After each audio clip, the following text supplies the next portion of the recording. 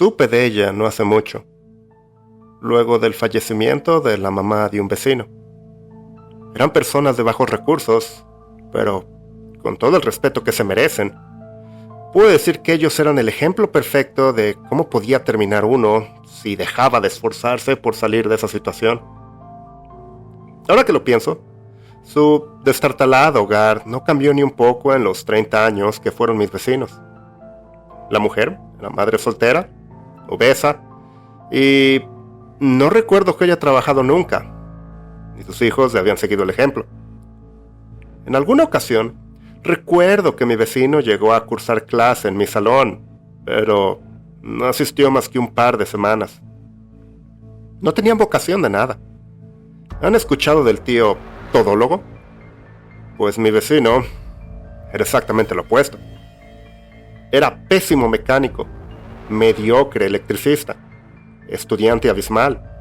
No cantaba, no tocaba ningún instrumento musical, no sabía nada de tecnología, plomero horrendo, y no se esforzaba por cambiar nada de eso. No había nada de malo con su apariencia física, porque tenía todos sus miembros e incluso se pudiera decir que parecía fornido. El asunto era que no hacía nada con ello. Era ayudante profesional y hasta para ello era malo. De vez en cuando lo veía recolectando metal por el vecindario, o lavando los coches aparcados, o trastabillando de un lado a otro por toda la droga o alcohol que ponía en su sistema. Y este triste día no fue diferente. Claro, nunca había afrontado su realidad. ¿Por qué empezar justo ese día hasta que yo querría escapar de ella? Estaba devastado y en otra galaxia, y fue quizás su pena lo que lo hizo experimentar con aquella combinación. La verdad, nunca supe de dónde se surtía. Lo veía salir de vez en cuando de domicilios bastante remotos y casi tan destartalados como el suyo propio. Generalmente, se gastaba los escasos frutos de su labor en esos sitios, pero normalmente lo veía relativamente bajo control. Incluso en sus peores momentos, era capaz de desempeñar sus servicios con relativa destreza. Pero lo que descubrió luego era algo nuevo, mucho, demasiado. Algo que quizás nunca hubiera visto. De pronto, cambió su usual tambaleo y desasosiegó por el misticismo y euforia. Era como si viviera en una realidad superior a la nuestra. Ahora le veía de un lado para otro, pero su paso era firme, parecía lúcido y su charla profunda.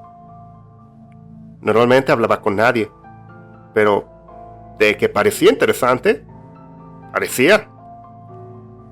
Se volvió usual verlo un poco más compuesto, pero igual de delirante. El punto era que no hablaba en diversas direcciones como era usual, sino en una sola. Bien se podía decir que con la misma persona, que caminaba invariablemente siempre a su derecha. Le susurraba, le murmuraba, le regañaba de vez en cuando, pero siempre hablaba en la misma dirección de manera confidente. Su salud física se había ahora deteriorado, sí, como era de esperarse. Mi familia de vez en vez le llevaba de comer, le pagaba por limpiar el patio, cosas así. Él cumplía tan bien como siempre, pero a donde iba, no dejaba de murmurar, no dejaba de cuchichear, no dejaba de dirigirse a esa presencia a su lado. Igual pensaba que era una mejoría al vecino que conocía. Como sea, no duró mucho. De esto nunca he hablado con nadie más, y no sé si sea solo yo o haya alguien más que lo haya notado, pero en varias ocasiones, mientras pasaba por su casa, cuando él estaba dentro y las ventanas abiertas, me parecía ver que no estaba solo. Una especie de sombra, una presencia ahí en donde miraba, un espacio que no estaba vacío. No podía decir que yo extrañara a la rechoncha mujer, pero en una ocasión, puedo jurar que la vi sentada en la mesa mientras él comía su cena a las 8 de la noche. Sí, Había un cuadro enorme con una fotografía de ella en la sala que se había quedado ahí desde el velorio. Y bien, podría decir que mi mente me jugó un truco. Pero yo estaba convencido de que no era así. La había visto con toda certeza sentada junto a su hijo, serena, con su misma mirada, cansada de hacer nada, mascando sus propias mejillas. El miedo se había apropiado de mí, y después de un parpadeo, la imagen volvió a la pared y él seguía sentado en la mesa solo. Me apuré a mi casa y esa noche ni me quise ir a mi cuarto. Me quedé en la sala con las luces encendidas, con la televisión en las noticias, aterrado hasta de mirar por la ventana. Esa noche dormí hasta muy pasada mi hora. Pero al día siguiente, amanecí iluminado. Una idea crecería en mí a partir de ese momento. ¿Qué es un fantasma? ¿Qué lo conmociona dicha noción? ¿Cómo es posible que varios individuos diferentes puedan presenciar una idea en la mente de otro sujeto? Esto es, presenciar una aparición idéntica en todo el sentido a una persona que nunca conocieron, con la que no son familiares, pero que alguna vez fue miembro de una familia, de una comunidad, que fue extrañada, que fue llorada. En mi caso, yo la conocí a ella, pero ¿y qué hay de todos los casos de personas que han habitado casas que pertenecieron a alguien más? Hogares donde ocurrieron desventuras, atrocidades, para luego ser capaces de describir a la perfección a individuos con rasgos, prendas y actitudes desconocidas para ellos, pero que coincidían a la perfección con el aspecto de los habitantes previos o sus conocidos o familiares. La mente le puede jugar trucos a una persona, pero ¿cómo puede una sola mente jugarle trucos a diversas personas? Me lo cuestionaba porque siempre fui un admirador del poder de la mente. Está científicamente comprobado que no es una invención humana. El subconsciente puede ir más allá de los sentidos si lo dejamos. Existen síntomas que pueden verse reflejados en nuestra salud física si creemos en ellos.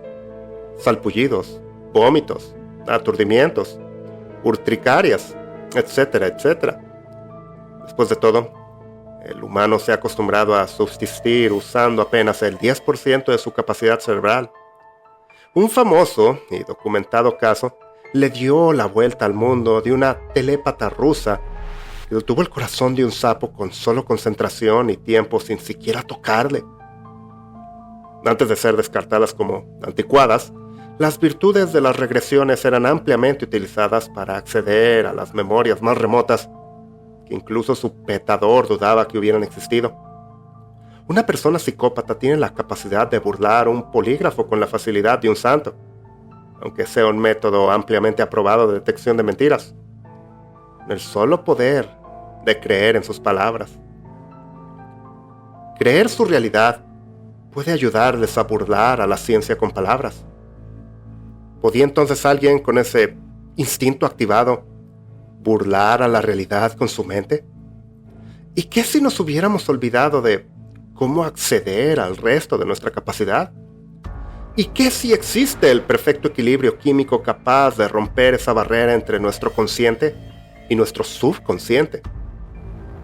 Esto es, ¿qué si hemos accidentalmente estado jugueteando con la fórmula adecuada para abrir nuestras mentes a un plano en donde nuestras ideas se materializan?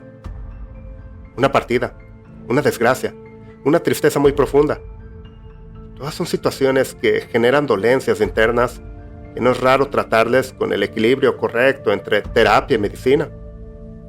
Un esposo que ha perdido a su esposa, una esposa que ha perdido a su esposo, madre que ha perdido un hijo que ha perdido a su madre.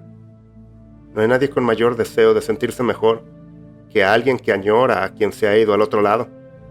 No hay nadie más propenso a exagerar con los químicos, y una vez bajo el influjo de ellos, solo hay una cosa que quieren: a quien les ha dejado. Una mente abierta y un deseo profundo. Esos son los ingredientes para dejar una huella de la que más de un individuo puede seguir siendo testigos, incluso después de años de que se forjó. Eso es un fantasma, una escultura inmaterial tallada en la nada por la fuerza de una mente añorante, actuando con su máxima libertad, conscientes de nosotros mismos. Quizás se nos dificulta sobremanera dicho evento, actuando bajo el influjo de algún narcótico. Por otro lado, no sería ninguna aberración acceder a semejante destreza. Por otro lado, los fabricantes de narcóticos ilícitos llevan años jugando con los compuestos de los fármacos comunes y corrientes, obteniendo las propiedades que les son de utilidad de las pastillas para dormir, incluso de ser necesario, y probando sus fórmulas mejoradas con conejillos de India. En este caso, como mi amigo. El círculo se cierra. No pude reforzar esa teoría con él, o preguntarle, ya que esa fue una de las últimas veces que lo vi por el vecindario. Un par de semanas después de ese incidente, hubo una redada en la casa en la que suponemos que se abastecía y él estaba dentro. Lo recluyeron en un centro de detención y fue asesinado un par de días después junto con su proveedor. Las versiones extraoficiales dicen que sus contactos hicieron por cerrar canales y no dejar pistas. Y como él estaba en medio, pues... Y no hubo versiones oficiales. Como ya dije, no había muchos que tuvieron interés en ellos. Sus hermanos tenían sus vicios y ningún deseo de acercarse a las autoridades. La comunidad los conocía a la perfección. Su velorio fue breve y su entierro fue solitario. Éramos muy pocos los que nos tomamos las molestias. Fue enterrado junto a su madre, lo que me imagino era lo que él hubiera querido. No estoy seguro respecto a su dealer o su producto. ¿Dónde demonios pudo esa fórmula haber sido enterrada o el producto a ese respecto? ¿Por qué no volví a ver ninguno de los muchos alegres del vecindario con los mismos efectos secundarios o susurrando sus mismos delirios? Fue como si hubiera sido una combinación exclusiva para mi vecino y solo él hubiera podido aprovechar sus virtudes. Las drogas volvieron a ser las mismas y la clientela igual. Los hermanos de ese desdichado dejaron el sector y se fueron a vivir a las orillas de la ciudad. La casa quedó en desuso, pero no fue demolida. Yo mismo me mudé en otra dirección completamente opuesta. Pero, incluso aunque hayan pasado los años, esa casa sigue en pie. Todavía creo poder verlos a ambos dentro de vez en vez, comiendo su escasa comida, y ella mascando sus mejillas a la luz de las inexistentes velas. Y eso me llena de terror. Porque, ya sea que sea mi imaginación o simple tristeza, ¿cómo distinguir si es mi mente la que me juega el truco o si es el compuesto que ha reaparecido? ¿Cómo saber si hay alguien por ahí fabricando fantasmas?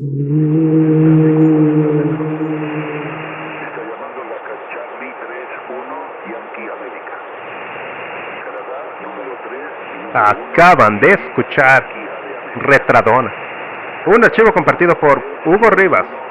Me encantan esas historias donde la conciencia humana es alterada y obtiene algo peculiar en el proceso. Cada día nuestros genes mutan y interactúan con químicos u ondas u otras cosas que les pueden alterar de una manera que parecería sobrenatural a nuestra percepción, porque aún no concebimos una explicación. Fascinante, ¿no creen? No olviden dar like si les gustó este relato y suscríbanse y habiliten notificaciones para no perderse de ninguna de nuestras historias. Por favor, comenten qué les parece. Aquí termina esta transmisión de terror. Desde la estación les deseamos unas muy buenas noches.